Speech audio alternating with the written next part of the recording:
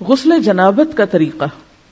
حضرت میمونہ رضی اللہ عنہا بیان کرتی ہیں کہ رسول اللہ صلی اللہ علیہ وسلم نے غسل کا ارادہ فرمایا تو سب سے پہلے دونوں ہاتھ دھوئے۔ یہ غسل جنابت یعنی ناپاک جب انسان ہو جائے تو اس کے بعد پاک ہونے کے لیے جو غسل کرنا ہے اس کا طریقہ۔ تو آپ صلی اللہ علیہ وسلم نے سب سے پہلے اپنے ہاتھ دھوئے۔ ہاتھ کیوں دھوئے؟ کیونکہ باقی کام سب ہاتھوں سے ہی کرتا ہے انسان، تو اگر صفائی کرنے والے ٹول صاف نہیں تو صفائی کہاں ہوگی۔ پھر شرمگاہ کو دھویا یعنی استنجا کیا، پھر بایاں ہاتھ جس سے شرمگاہ کو دھویا تھا یعنی استنجا کیا تھا زمین پر رگڑا، پھر اس کو دھویا۔ زمین پہ کیوں رگڑا؟ اس لیے کہ اس زمانے میں صابن اس طرح اویلیبل نہیں ہوتا تھا، تو مٹی پاک کرنے والی ہوتی ہے، مٹی کے اندر ایسی صلاحیت ہوتی ہے جو جرمز کو کل کر دیتی۔ تو اگر آج آپ کے پاس صابن ہے تو اس کے لیے ضروری نہیں کہ آپ مٹی پر ہی ہاتھ رگڑیں کہ اب آپ پریشان ہو کہ ہمارے واش روم میں تو ٹائلز لگی ہوئی ہیں اور مٹی نہیں ہے تو کیا ہمارا غسل نہیں ہوگا، تو اس کا آلٹرنیٹ آپ استعمال کر سکتے ہیں۔ پھر کلی کی اور ناک میں پانی ڈالا، پھر چہرہ دھویا، پھر کوہنیوں تک ہاتھ دھوئے، پھر سر پہ پانی ڈالا اور بالوں کی جڑوں تک پانی پہنچایا۔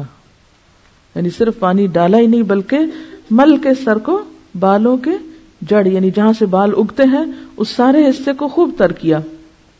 3 بار سر پر پانی ڈالا، پھر تمام بدن پر پانی ڈالا، یعنی پہلے سر پہ 3 بار ڈال کے اس کو سارا دھو ڈالا، پھر پورے جسم پر پانی ڈالا، پھر جہاں آپ نے غسل کیا تھا اس جگہ سے ہٹ کر پاؤں دھوئے۔ تو اس کا مطلب ہے کہ باقی وضو آپ نے شروع میں کر لیا اور پاؤں دھونے کا عمل بالکل آخر میں کیا۔ حافظ ابن حجر رحمۃ اللہ علیہ فرماتے ہیں کسی حدیث میں غسل جنابت کا وضو کرتے وقت سر کے مسے کا ذکر نہیں۔ کیوں؟ اس لیے کہ سر دھو جو لیا جاتا ہے۔ حضرت عائشہ رضی اللہ عنہا اور حضرت عبداللہ بن عمر رسول اللہ صلی اللہ علیہ وسلم کے غسل جنابت میں وضو کا ذکر کرتے ہوئے فرماتے ہیں کہ آپ نے سر کا مسح نہیں کیا بلکہ اس پر پانی ڈالا۔ امام نسائی نے اس حدیث پر یہ باب باندھا ہے جنابت کے وضو میں سر کے مسح کو ترک کرنا۔ امام ابو داؤد فرماتے ہیں میں نے امام احمد سے سوال کیا کہ جنبی جب غسل سے قبل وضو کرے تو کیا سر کا مسح بھی کرے؟ جنبی یعنی جس کو حالت جنابت لاحق ہوئی ہے، ناپاک ہے، جب غسل سے قبل وضو کرے تو کیا سر کا بھی مسح کرے؟ آپ نے فرمایا وہ مسح کس لیے کرے جبکہ وہ اپنے سر پر پانی ڈالے گا۔ حضرت عائشہ رضی اللہ تعالی عنہا نے کہا میں اور رسول اللہ صلی اللہ علیہ وسلم ایک برتن سے نہاتے اور دونوں اس سے چلو بھر بھر کر لیتے تھے۔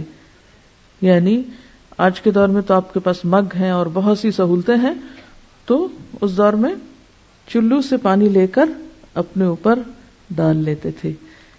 اس سے کیا پتہ چلتا ہے کہ اللہ نے انسان کو عقل دی ہے، انسان تدبیر کرے۔ اب آپ کو مثلا نہانے کی ضرورت ہے، اب واش روم میں گئے ہیں، کہیں مسافر ہیں، وہاں صرف پانی کی بالٹی تو ہے لیکن پانی نکالنے والی کوئی چیز نہیں، تو آپ روتے ہوئے باہر آ جائیں کہ میں تو آج غسل ہی نہیں کر سکتی کیونکہ مگا ہی نہیں ہے۔ تو نہیں، آپ صلی اللہ علیہ وسلم کا طریقہ دیکھیے کہ چلو بھر کے ایک ہاتھ سے یا لب بھر کے 2 ہاتھوں سے ڈال کے غسل کر لیتے۔ غسل پردے میں کرنا چاہیے۔